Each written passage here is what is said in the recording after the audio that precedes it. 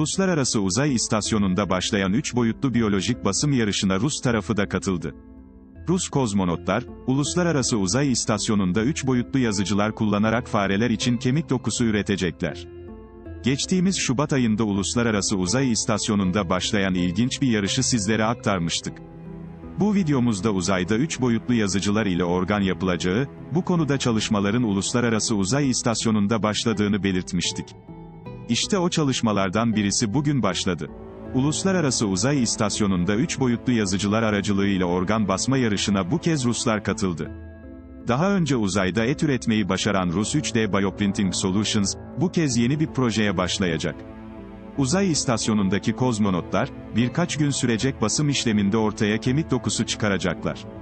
Rus kozmonotların 3D Bioprinting Solutions'ın 3 boyutlu yazıcısını kullanarak yapacakları kemik dokusu basma işlemi sonucunda çıkacak örnekler, Uluslararası Uzay İstasyonu'ndan dünyaya gönderilecek. 3 boyutlu yazıcıyla basılmış kemik dokuları burada bilim insanları tarafından incelenecek. Elbette çalışma şu anda insanların kemik dokularını üretmeyi amaçlamıyor. Bunun yerine kozmonotlar ve 3D Bioprinting Solutions, farelerde kullanılacak kemik dokuları üretmeyi amaçlıyor. Uzayda üretilen kemik dokuları, dünyaya getirildiğinde canlı bir fareye nakledilecek.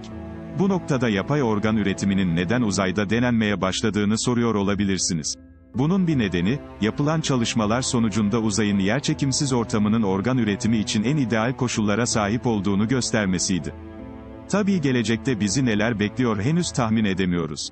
Bilim insanları, uzayda elde edilen materyallerin de osteoindüktif ve osteokondüktif özellikleri, yani doku büyümesini başlatma yeteneklerini ve bu tür bir büyüme için bir çerçeve olarak ne kadar uygun oldukları ile yakından ilgileniyorlar.